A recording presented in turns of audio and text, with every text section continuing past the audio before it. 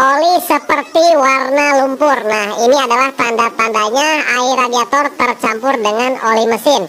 Oke, di video kali ini saya akan mentutorialkan cara memperbaiki oli mesin yang tercampur dengan air radiator. Setelah kita cek di bagian radiatornya, untuk air radiatornya sudah tidak ada. Kita lepas untuk baut pembuangan, cuman ada sedikit, itu yang ada di blok mesin saja. Oke, langsung saja kita proses pembongkaran. Kita kendorkan untuk di bagian kleman selang radiator menggunakan obeng plus. Kemudian di bagian water pumpnya cukup kita lepaskan 3 biji saja. Kemudian baut bracket yang ada di radiator kita lepaskan juga, tinggal kita congkel menggunakan obeng min. Kemudian selang yang kecil kita lepaskan klemannya, kemudian baut-bautnya kita lepaskan, tinggal proses penarikan saja seperti ini. Kemudian selang yang menuju filter udara kita lepaskan juga ya. Nah, oke, setelah terlepas seperti ini bisa kita lihat. Nah, di sini banyak jelly ya, seperti lendir.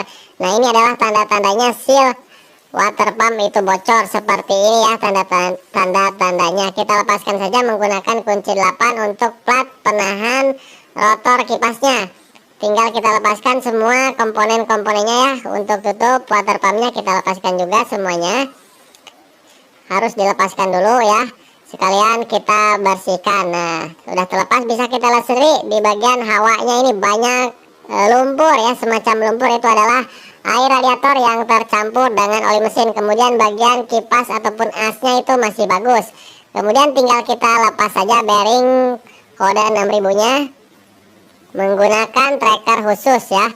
Untuk teman-teman yang belum punya tracker bisa dipukul juga boleh. Yang penting berhati-hati saat proses pemukulannya supaya lebih profesional dan efektif tanpa ada resiko. Kita tracker saja seperti ini.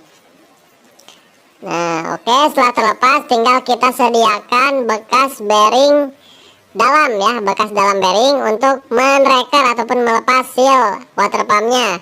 Supaya prosesnya nggak dipukul, supaya lebih mudah kita tracker saja. Sediakan kunci sok 32, baut 14 ya, kemudian bantalan bearing untuk pengganjalan saja. Nah, di sini kita proses tracker ya teman-teman. Usahakan harus pas, lurus kunci soknya, kunci sok mau 30 mau 32 bebas ya, untuk menahan saja. Nah, karena lumayan keras ya, untuk seal water pump itu sangat keras, kadang ada yang keras banget. Nah, ganti kunci karena kuncinya kunci 17, yang tadi kunci 18, salah ya. Oke, seal water pump pun sudah bisa kita lepaskan dengan mudah. Nah, bisa kita lihat sendiri ya teman-teman, sudah terlepas. Nah, jadi caranya seperti ini. Mau dipukul juga boleh, tapi harus berhati-hati saja. Tinggal kita bersihkan ya menggunakan bensin, mau pakai cleaner juga boleh. Kemudian untuk seal water pumpnya kita pakai 44D kepunyaan Seon supaya lebih murah ya, ekonomis. Kalau misalkan pakai Yamaha Fixernya itu di atas 150 ribuan kalau yang original. Kalau misalkan pakai 4DD di bawah 100 ribuan. Dan sangat pas sekali, tidak ada yang berbeda ya. Pokoknya ini substitusi yang ekonomis. Nah, nanti jangan sampai terbalik untuk pemasangannya ya teman-teman, harap diperhatikan. Kita kasih oli dulu. Nah, seperti ini. Nah, kemudian kita pasang. Untuk pemasangan bisa di tracker, bisa di press, bisa juga dipukul. Nah, kalau mau dipukul kita pukul bagian pinggirnya saja, tahan di bawahnya ya. Kemudian di sini saya punya alat khusus ya, jadi jangan sampai memukul di bagian tengah yang ada pernya. Jadi pukul pinggir-pinggirnya saja. Nah, buat teman-teman yang nggak punya alat khusus ya, teman-teman bisa menggunakan seal bekasnya juga. Ini bisa ya, menggunakan seal bekasnya juga bisa. Namun di sini saya mentutorialkan cara seperti ini. Biasanya saya metode press, karena untuk metode press sudah ada di video-video sebelumnya ya teman-teman. Nah, ini proses pukul supaya teman-teman yang nggak punya alat bisa menggunakan metode ini.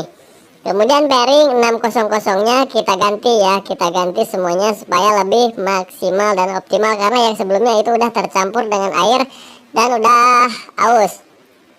Kita kasih pelumasan ya antara luar dan dalamnya. Kemudian tinggal kita pukul saja seperti ini. Bisa menggunakan kunci sok 19 yang panjang, bisa juga menggunakan bekas bearingnya seperti ini. Pokoknya cara pemukulannya berhati-hati saja. Tinggal kita kasih pelumasan di sini ya, kasih. Kemudian di bagian kipasnya asnya masih bagus, jadi nggak perlu kita ganti. Kalau misalkan udah aus, wajib kita ganti supaya tidak terjadi kebocoran lagi. Nah, setelah itu tinggal kita kasih pelumasan lagi yang banyak saja di sini ya, supaya tidak ada bunyi mendecit. Soalnya rawan bunyi akibat gesekan as dengan plat penahannya. Jadi kita kasih gemuk saja secukupnya. Tinggal kita pasang bagian plat penahannya ya. Nah, posisikan seperti semula. Jadi bautnya harus pas ya. Kalau misalkan nggak pas itu berarti belum sempurna. Nah, setelah pas seperti ini, kita masukkan baut-bautnya yang pendek, harus pas ya. Nah, kita kencangkan saja langsung secukupnya. Nah, dan untungnya ya motor ini tidak terlalu lama ya. Kalau misalkan terlalu lama, air radiator sudah tercampur dengan oli mesin, nanti part yang ada di dalam mesin bisa hancur ataupun cepat rusak. Untungnya bisa terkontrol ya setelah melihat air radiator itu surut ataupun tidak ada, dan oli sudah tercampur seperti lumpur, tandanya seal water pump minta diganti. Nah, dan untuk tutupnya packing sengnya masih bagus, jadi nggak perlu dilem ya, karena packingnya masih bagus. Kalau misalkan udah rusak ya diganti, kalau misalkan masih bagus tinggal dipasang lagi aja, nggak perlu pakai lem ya, karena tidak bakalan bocor. Tinggal kita kencangkan semua baut-bautnya, kemudian tinggal kita pasang. Kita pasangkan ya, o-ring yang di bawah terpasang, kemudian selang filter udara kita pasangkan dulu. Kemudian untuk garis ataupun coakan baut dan rotornya itu harus dipaskan dulu ya, supaya lebih mudah saat proses memasukkannya. Nah, dan ini pun untuk semua jenis motor Jupiter MX ya, Vixen R mau Vixen lama, Vixen R caranya sama seperti ini, mau R15, MX King, pokoknya sama caranya seperti ini ya teman-teman, jadi bisa dipraktekkan di rumah. Nah, setelah pas tinggal kita pasang selang radiator yang kecil, kemudian yang besar kita pasangkan, baut-bautnya kita pasangkan semuanya, langsung kita kencangkan. Harus sampai pas ya, kalau tidak ngepas nantinya si rotornya terganjal dan menekan ke sebelah kiri, jadinya nanti timbul bunyi suara. Jadi harus berhati-hati dan harus sampai pas. Untuk selang radiator kemanya kita kencangkan lagi. Kemudian kabel kopling keposisikan semula, baut bracket kita pasang lagi ya. Nah, setelah itu bisa dihidupkan dulu tanpa air radiator, bisa ya, kita cek dulu.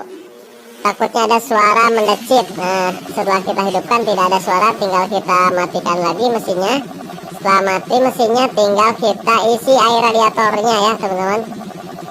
Kita kencangkan dulu di bagian baut pembuangan blok mesinnya ya, menggunakan kunci 8. Nah, setelah itu tinggal kita isi air radiatornya sampai penuh, sekaligus kita cek juga di bagian tangki cadangannya kita isi juga ya.